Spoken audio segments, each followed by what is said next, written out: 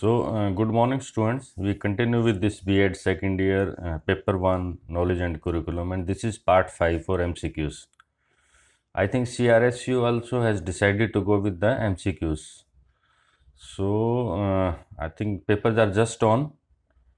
So be ready. So let's start. Question number 64. The mirror of society is, अगर हम किसी भी society का रिफ्लेक्शन देखना चाहें कि ये सोसाइटी कैसी है, तो द इजीएस्ट वे इज़ हम उसके सोसाइटी के प्लेग्राउंड को देखें, कम्युनिटी को देखें, उस सोसाइटी के हॉस्पिटल को देखें और स्कूल को देखें। तो वेरी इजी, क्योंकि कहते हैं the school is a miniature society. School जो है किसी भी सोसाइटी का एक छोटा सा रूप है। School is a miniature. Miniature is उसका छोटे से छोटा form. So it is the school. School is reflection, जिसको हम क्या बोलते हैं, प्रतिबिंब। किसी भी समाज को अगर जानना चाहते हो तो उसके स्कूल को जान लो, तो आपको उस सोसाइटी का प्रतिबिंब मिल जाएगा। The elements of curriculum include, ये जो करिकुलम है इसमें कौन कौन से एलिमेंट्स हैं, इसके कौन कौन से पार्ट हैं। So curriculum basically is syllabus, subject matter or unit, sub-unit, content, teaching points. Then curriculum is goals, objectives, purpose, outcome. And then what should be the pedagogy or learning experiences. These are all parts of curriculum. So the answer will be D. Curriculum change involve whenever there is a change in curriculum. इसमें क्या क्या होना चाहिए? जब भी हम curriculum change करेंगे तो we will create awareness, interest और इवेल्युएशन और trial and adoption and all of this. Yes, all of this. जब भी हम करिकुलम चेंज करेंगे तो उससे सबको अवेयर करेंगे कि व्हाट इज़ द चेंज, और उसमें इंटरेस्ट क्रिएट करने की कोशिश करेंगे। उसके बाद जब उसको हम करिकुलम को जब लागू करना है, चेंज करना है, तो उससे पहले उसको इवेल्युएट करते हैं कि इज इट फिट और नॉट, और उसके लिए है ट्रायल एंड एडॉप्शन। कहीं पे भी उसको स्कूल में किसी भी नंबर ऑफ स्कूल्स में उसको ट्राई किया जाता है और उसकी एडॉप्शन की जाती है कि इज इट सूटेबल और not. So the answer will be all of this. The process of making value judgment about curriculum is, curriculum के बारे में अगर वैल्यू जजमेंट करना तो उस प्रोसेस को क्या बोलेंगे? तो दिस इज इवेल्युएशन। किसी भी चीज़ को जज करना मतलब जांचना, दैट इज इवेल्युएट। उसका पूरा पैरामीटर्स पे जांच करना, इवेल्युएट करना इज वैल्यू जजमेंट के ये कैसा है, this is good, better, best और वर्स। तो उसके लिए पैरामीटर्स हैं, उसको इवेल्युएट करेंगे। द कंपाइलेशन और लिस्टिंग ऑफ वेरियस यूनिट्स और सब यूनिट्स और topics related to study of a subject at a particular stage. तो जो आमतौर पे हम जो सिलेबस वर्ड यूज करते हैं, दिस इज दिस।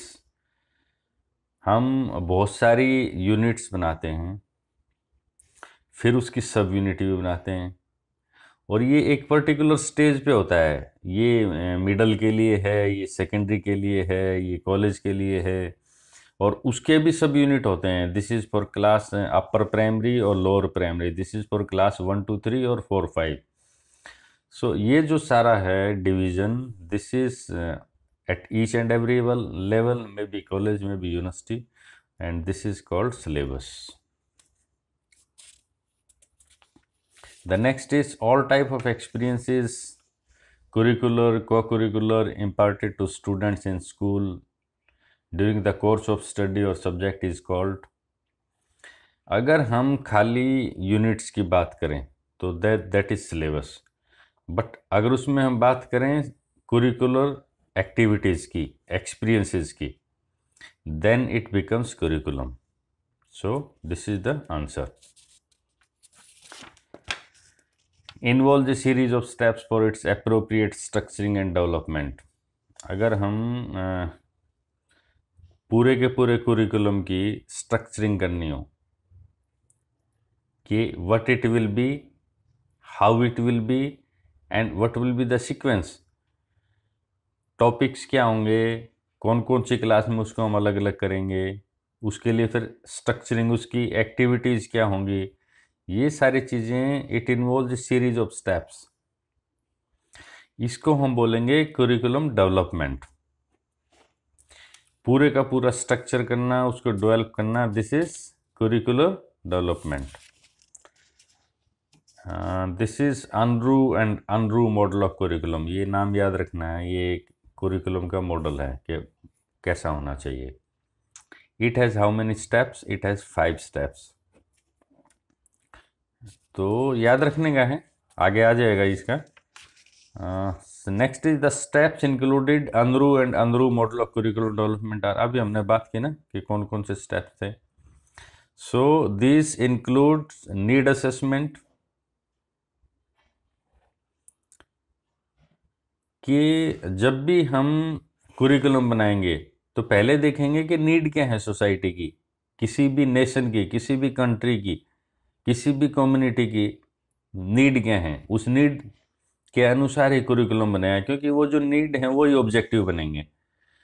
और फिर उन ऑब्जेक्टिव को अचीव करने के लिए कंटेंट क्या होना चाहिए, टॉपिक क्या होने चाहिए, सब्जेक्ट्स कौन से होने चाहिए, and this is unit wise objectives.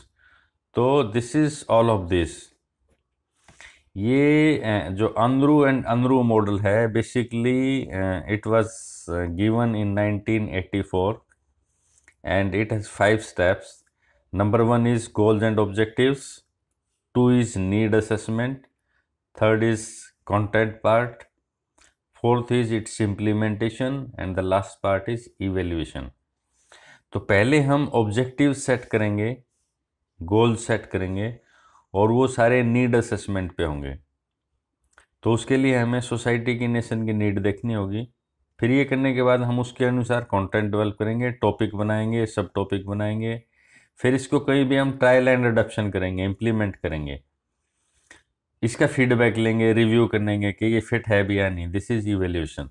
तो this is Unruh and Unruh model. Next is how many steps are there in the Ralph Tyler model. ये दूसरा मॉडल है एंड इट हैज़ 4 स्टेप्स, और ये it was given propounded in 1949।